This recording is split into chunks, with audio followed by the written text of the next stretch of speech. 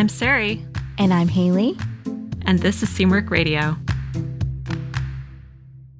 Welcome back to Seamwork Radio, where we share practical ideas for building a creative process so you can sew with intention and joy. And today we're talking about what to do when self-doubt gets in the way of your sewing. We're going to cover the mindset shifts that have helped us the most, some practical questions to ask yourself every time you experience self-doubt, and how to make sewing fun again when you feel like quitting. All right, so let's get into our icebreaker. Haley, what's something you've wanted to learn but felt intimidated by? I think something that I've wanted to learn or learn more in depth is more woodworking. I have kind of very basic knowledge of like how to, I can operate like a couple different saws, and I know how to use a nail gun, and I don't know. Yeah. But the way that the structural stuff and how things come together, I've just found like a little bit intimidating. And that's something I would love to dive a little deeper into. It seems just like really useful. Yeah, it does seem really useful and fun. Be able to make stuff with wood just seems really fun. Yeah, just a totally different medium than fabric or fiber. So I think that I always thought that would be fun. What about you? I think for me, one of the things I've always wanted to learn and have I don't know, I just feel really intimidated about it is painting with oils. I've done it a little bit. I took a class in college and we did a little bit of oil painting. And I don't know why, but it's always felt a little bit intimidating to me. I think because there's just so much beautiful oil painting in the world that it just feels like I could never achieve that. So like, why try almost? Yeah. Whereas other painting mediums like watercolor just feel a lot more approachable to me. Which is funny because I think that, in my opinion, watercolor is one of the less forgiving paint mediums. I mean, oil painting is a little bit, it dries slowly. You can improve your mistakes a little bit easier. So interesting, like the narratives that we tell ourselves about the things that intimidate us. Yeah, I know. It's interesting. So if you have an icebreaker for us for a future episode and you're a member, you can go to seamwork.com/go/icebreakers. And that's going to take you to a thread on our community where you can leave a question for us for a future episode. And that leads us into our topic for today, which is about overcoming self-doubt. So self-doubt and self-criticism are definitely some of the biggest hindrances to creativity overall, but they're also a really normal and really natural part of the creative process. I think everyone feels some self-doubt from time to time, whether that's around your sewing or around anything else that you're attempting in your life. I think self-doubt is just normal, but especially with creative activities. And I think if you're not feeling it once in a while, then you're probably not learning. And it's all part of the game. It's all part of creativity. So today we're going to talk about some really practical ways you can deal with self-doubt when it comes up so you can keep going and you can build more sewing confidence over time. Haley, I'm curious, what kinds of things do you tend to say to yourself when you make a mistake while sewing? I think 90% of the time I've learned to laugh it off and be kind of amused at my silly little mistakes that I make because I'm more likely than not just kind of on a different planet. And so oftentimes I can laugh at my mistakes. I think a lot of what I say out loud a lot was, that was dumb. Not that I am dumb. I'm not. But like, that was just like a dumb mistake, which maybe isn't super helpful words to be telling myself anyway. Yeah, but it depends. I don't know. It depends on your intention. It almost sounds like that was silly. Like that was just a little blip. If I keep making the same mistake over and over again, I think that's when like I start to feel like I start to feel a little bit foolish about it and frustrated with myself. Like, oh, what's wrong with me? Like, I can't get this right today. Yeah. So, there's this kind of like spectrum, probably that way for everyone. What about you? Yeah, it depends for me. I think depends on how much work I've put into something and how fixable the issue is. True. So it kind of depends on the size of the issue. And sometimes my self-talk can echo the size of the issue. So for example, this dress that I'm wearing today, which I made, I spent a lot of time on it. And then when it was done, I realized that it came out, it was too big. I'd kind of hacked it from another pattern. So I'd self-drafted a lot of it, and I didn't make a muslin because I had made I was turning a top into a dress, and I'd made the top before. So I knew the top fit, which is why I felt comfortable not making a muslin. But the fabric choice altered the fit, and also it just looks different as a dress than it did as a top, and various other things. So I was really frustrated with myself when I finished it and realized I didn't like the way it looked. And I finished it. I brought it inside. I tried it on. I showed Ken, and he agreed with me that it didn't look that great. And then I got really frustrated, and he thought I was frustrated with him, and it ended up this big. I was like, no, it's nothing to do with you. It's just I'm frustrated with myself. So in that case, I think that I did have some negative self-talk. I was frustrated at the situation as a whole, but also with myself for certain decisions that I had made, and felt like this shouldn't have happened. And I think when you hear that, you say should to yourself, then that's kind of, for me, a red flag that I'm venturing into that territory that is not that helpful. Yeah. What was the unhelpful story that you were telling yourself about it? I was basically that I should have paid more attention. I had top stitched the seams as well. So I had to undo all of that. Oh, no. So I was like, I shouldn't have done that before I, tried on the final thing. A lot of shoulds. Like I should have done this differently, which is not necessarily, if you're being reflective about it and just, thinking about, okay, well, this is what I'll do differently next time, then that can be helpful. But when you're saying it more as lecturing yourself, like this was so stupid. Why did I do this? This was dumb. Then that's when it's not helpful. So it's kind of a fine line, and it's really about, your intention in how you're talking to yourself, I think, a little bit. Yeah, I agree with that. Well, my next question was, have you had any projects lately that brought up a lot of self-doubt? It sounds like that brought up some self-doubt. Are there any other projects recently besides that one? Yeah, another one that comes to mind, I just finished knitting a sweater, and I made a mistake on that sweater, and basically, I won't explain it. It's not, you don't need to know exactly what the mistake is, but it's not that noticeable unless I point it out. And I wore it to our stand-up meeting yesterday. I think that was yesterday. And Sienna was asking me about it because she knew I was knitting it. So I was showing it off, and I had to really restrain myself from pointing out all the mistakes. And pointing out where everything went wrong, because you really can't see it, but I know it's there. So that's another way that I think self-doubt kind of creeps in. I know a lot of sewers do this, where you have a mistake in something, you immediately want to point it out to everybody who compliments you on it. I don't know what that's about. I think it's, kind of trying to beat them to the punch. So if they notice it, then you've already explained that that it's there, and it's not, it's not that great, and blah, blah, blah, blah. So I think that's another way that self-doubt comes up for a lot of us.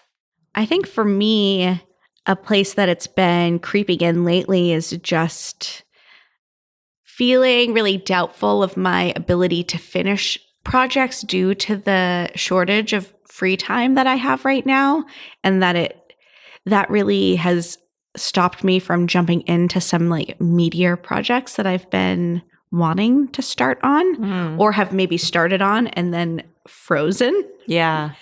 And that one's tough because it is like a real life constraint that I do have very limited influence over, but telling myself a story about it doesn't help me either. It doesn't help me to like capitalize on the little time that I do have. Yeah. And little progress is better than none. But I think that that's been a place that I've been having like a lot of self-doubt lately. That's interesting, because that's one of the things that I'm trying to focus on this year is doing things in little bits and just making it easier on myself. Like I really wanted to make a quilt last year and I didn't. And so this year I was thinking, what if I just did a block a month and made like a sampler quilt for the year? That would be really fun, and it would be really meaningful because it would represent the entire year. So I haven't made my January block. We're recording this in January, and I haven't made my January block yet, but it's something that I still have a couple weeks to decide on. You better get to it. Yeah. But I think that would be a fun way to just do it in bits and pieces. Because I also experienced that where I have a big project and I'm just like, it feels too big. Yeah, it's easy to like write it off as like, oh, well, that's like outside of my influence. But we do have, power over how we use our little bursts of time. Mm-hmm. But it's like a real mental block for me right now. Yeah, that's definitely, I think, a symptom of self-doubt and self-criticism is that being kind of so overwhelmed by something that's in front of you that you are unwilling to even take one step. I think that like what that feeling is saying is that how will I feel about myself if it takes me months to finish it? Yeah. Like, what does that feel like? Mm-hmm. And it maybe like, does that feel like a reflection on me in any way? Yeah. Or it could be, for me at least, sometimes it's not trusting myself to actually finish it. Yeah, that too. As I feel like maybe I'll do a little bit of this, but then, I know me, I'm going to lose interest halfway through, or I'll run out of time and not be able to finish this and blah, blah, blah, blah, blah.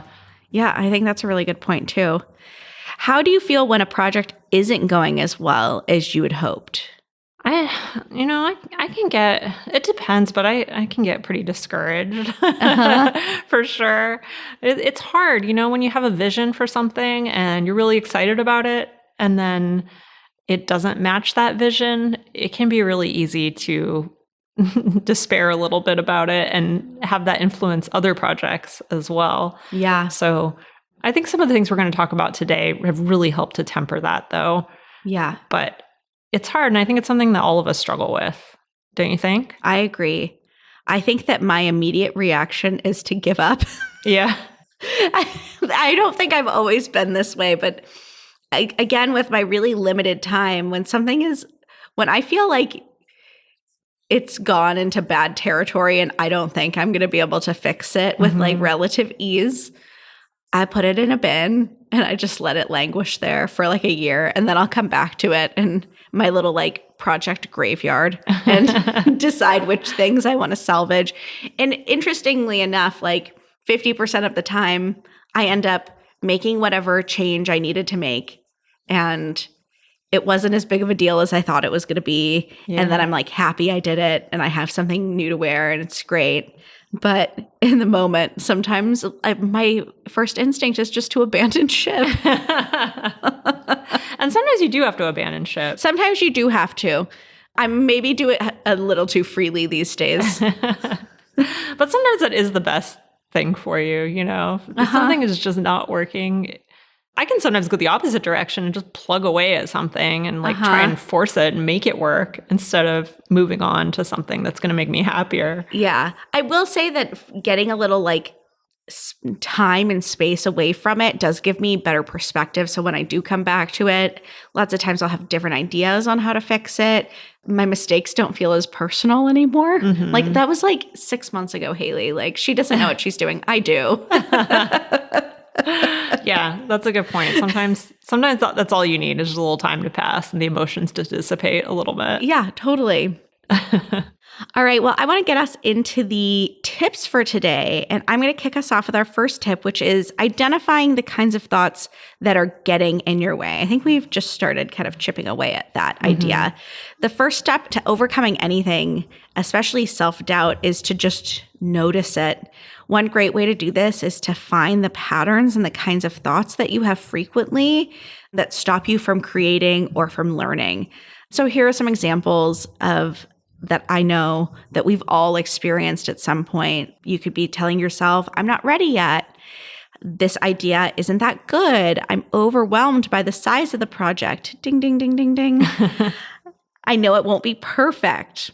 I don't know what to do next. I don't know, I don't have the time or energy right now. I think these are some really common thought patterns that all of us have fallen into at some point in time. I know that a couple of these feel really true to me right now. And sometimes these things might be true. And so oftentimes they also might not be true. It's just about noticing the kinds of thoughts you're having, around your creative work and just the noticing of them. You'll start to see patterns, which will make it a lot easier for you to pick out these kinds of thoughts in the future or to pick up when you're having them. Yeah. And all of those sound really familiar to me. I definitely feel all of those from time to time. And I can think of specific projects for each of those thoughts too. So the next step, after you've kind of noticed what the thought actually is that you're having that's inhibiting you, is to try reframing. So this is a technique that I learned from a book by Martha Beck, and it's based on work by the writer Byron Katie. But I really like the way Martha Beck kind of explains it in these steps. So once you notice the kinds of thoughts that are getting in your way, you ask yourself 3 questions. And the first question is it true? So that question is about, is whatever story you're telling yourself right now true? And it might be true. So for example, let's take the thought that Haley mentioned, I know it won't be perfect. So whatever you're making probably won't be perfect. So maybe that is true. Maybe it's not perfect. Other thoughts you might be having might not be true. So it really depends, but that's the first question, is to ask yourself if it's true. And then the second question is it working? So in other words, is this thought helpful to you? So in the case of, I know it won't be perfect, you might say, no, that thought's not really helping me right now. It might be true that it won't be perfect, but it's not helping me to make progress on this project right now. And then the third question is, what's a more helpful story I can tell myself about this? So this should be something that you actually believe. So this isn't just about positive thinking and going from, I know it won't be perfect, to, I know that I'm going to make the absolute perfect project and there's going to be no problems whatsoever. Yeah. So that's not necessarily something that you might believe. So instead, you might say something like, I know this won't come out perfectly the first time, but I bet I'll learn at least one thing if I try it anyway. That might be a perfectly reasonable way to think about it that still acknowledges that this is not going to be perfect. And it might motivate you to keep going in spite of it not being perfect. So I really find those 3 questions really, really helpful. I actually use these as journaling questions every day. And it helps me to kind of think about, what are some other ways that I can rethink an issue I'm having, or something that's bothering me right now, or something that's causing me some anxiety or some worry. And I find it really, really helpful. Another really helpful tool is to keep a list of proud moments. I think as humans, we have this natural bias towards negativity. Just being able to notice mistakes, problems, possible danger, it's an inborn survival instinct that we all have. So you kind of have to work hard at noticing the good things. One way to do this is to keep a list of your prouds. Whenever you do something that you're proud of, add it to your list. You can review this list at any time you start to feel down about your sewing. It might even kind of push you to try more challenging things so that you can add them to your list. I think it's helpful to keep this somewhere where you can see it, maybe up on a magnet on your fridge, a Post-it on your sewing machine, just as that like motivation to see all of the things that you've overcame in the past, and a reminder that you probably will do the same with your upcoming projects and obstacles you might bump into as you sew. Yeah. And I like that idea. I also like thinking about, what are some things you could add to it that might not be necessarily, like, you might think immediately like, oh, I made this dress and I'm really proud of that. That might be a great one to add, but it could also be things that you've learned or you even tried, even if you didn't succeed at it. Did you try your best? Yeah. That's something to be proud of too.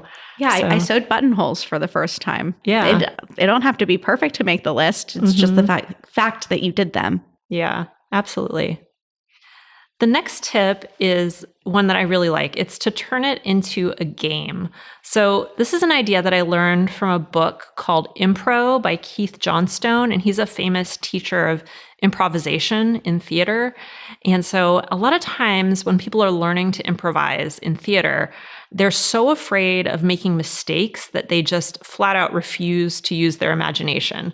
And he was seeing this all the time in his classes. So to get around this, he uses games. And for some reason, when something is turned into a game and you tell people it's a game, our fear goes way down and we feel less inhibited. I think this is so fascinating. It's such an interesting psychological phenomenon. So it made me think, how could you turn sewing into a game if you're feeling that fear and that self-doubt? And so here's a few ideas that came to my mind, and you could probably add your own. So one is you could invent some fun merit badges for yourself every time that you try something new. I think that would be really cool. You could make a list of low cost or no cost prizes to award yourself for tiny wins. I don't know, you could make yourself a really nice tea latte, for one of your wins, or you could light a candle and stare out the window for 5 minutes, whatever it is that is a little treat for yourself every time you achieve one of your wins. You could give yourself points for every new thing you learn. I think that would be a really cool idea too.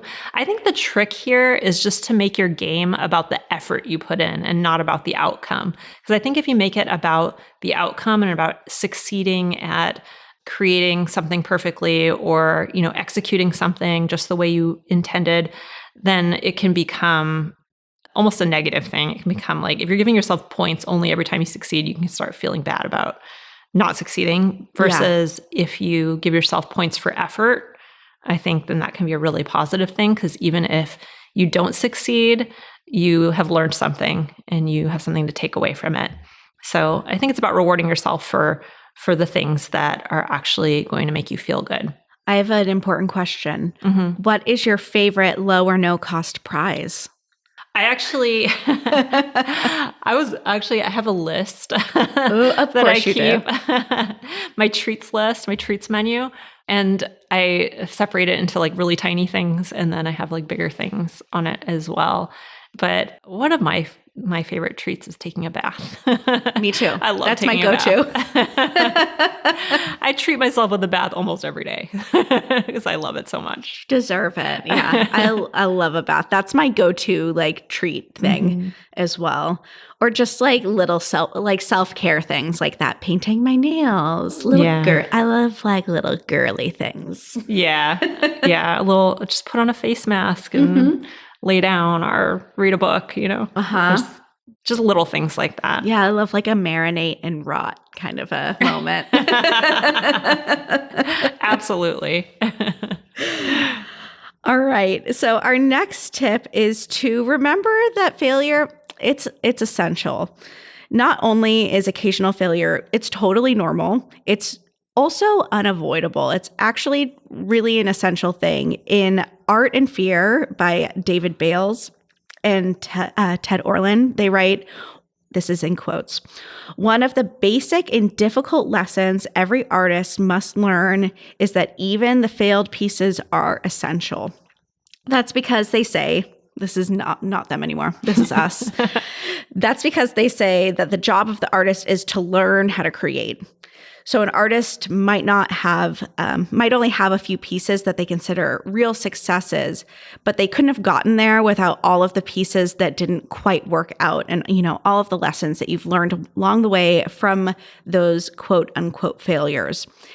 And this is the same with any craft, really, not just fine art. If you think of your job as learning to sew something you love rather than making something perfect every single time, it's a whole different way of thinking about the process. I actually had a really interesting conversation with someone recently, and we were talking about tolerance to failure. Mm-hmm.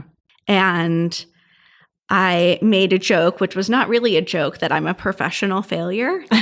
And they were like, "No, that's not true. You're not." They thought I was putting myself down. And I was like, "No, that's actually what being a designer is being a professional failure." Do you know how many ideas that I have to work through and sift through before I land on one that I like? It's spoiler, it's a lot. It's a lot of ideas.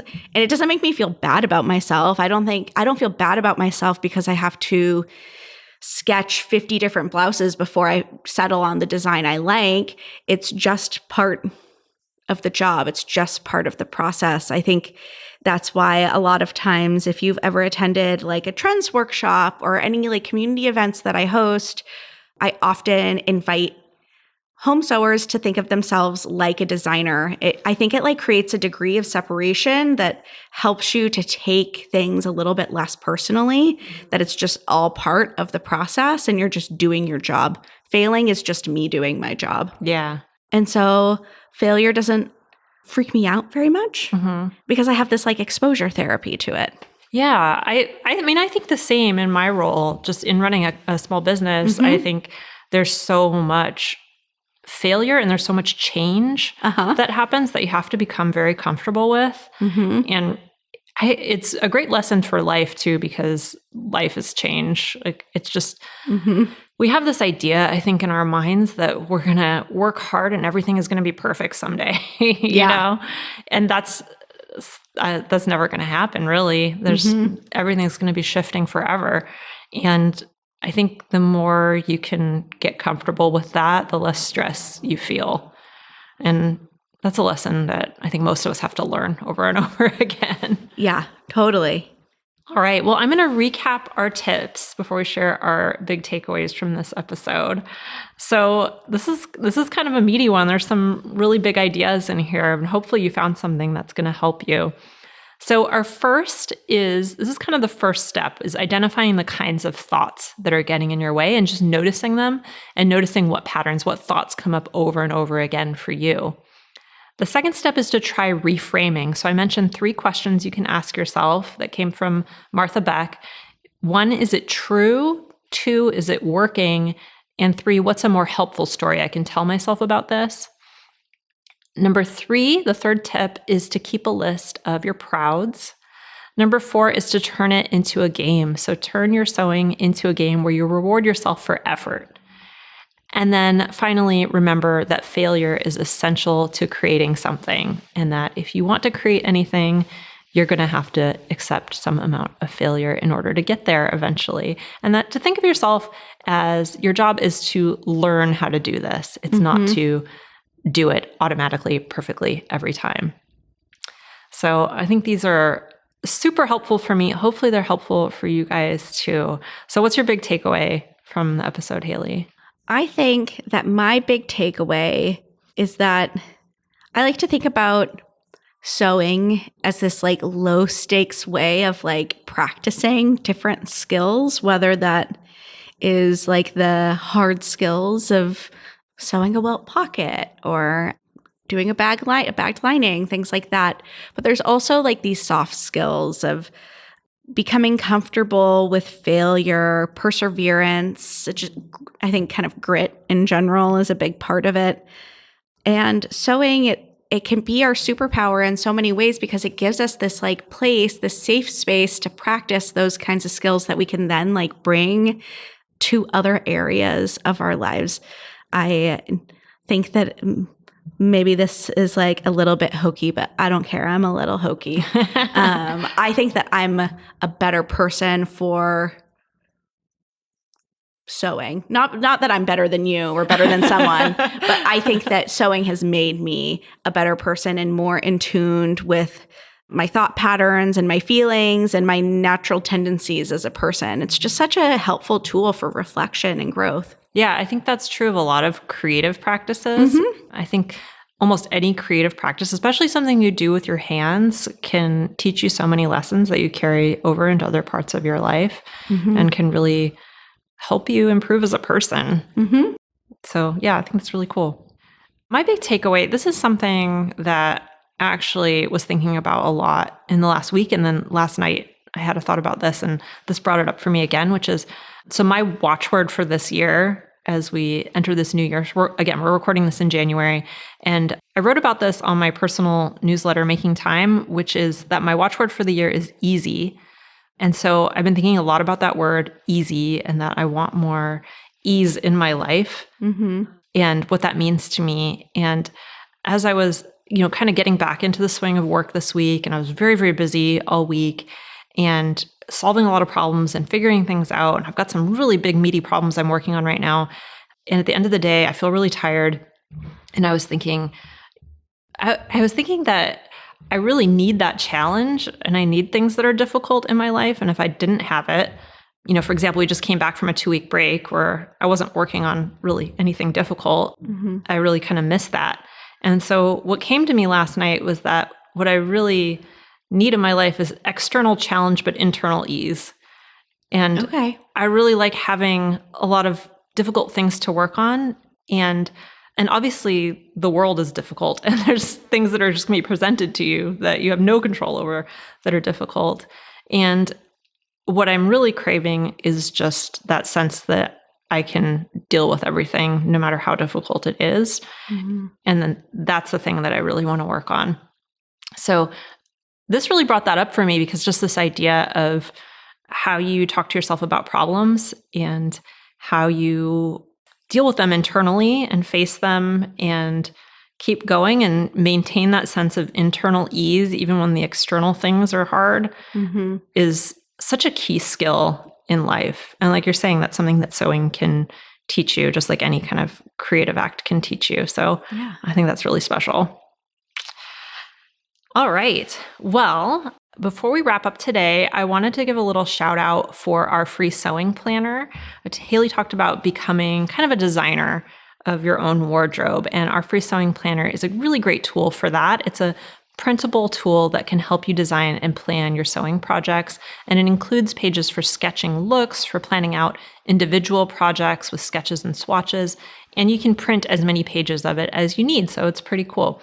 And it's available for free at seamwork.com/go/planner. So that's seamwork.com/go/planner, and give us your email and we'll email it to you right away.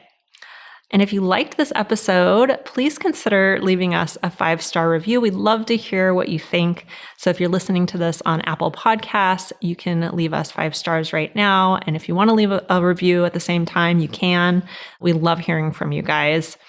You can also follow us on YouTube at Seamwork Video. You can follow us on Instagram at Seamwork.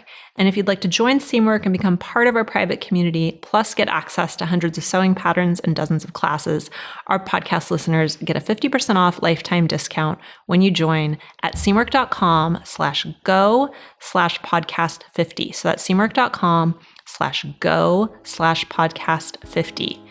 And that's it for us this week. I'm Sari. And I'm Haley. And this is Seamwork Radio. Seamwork Radio is brought to you by the team at Seamwork. Seamwork's an online community that supports you in creating a wardrobe that feels right for you. When you join us at Seamwork, you become part of our private community of makers, and you also get access to monthly sew-along classes, a library of over 200 sewing patterns, and tons of great resources to help guide you through the sewing adventure that you choose.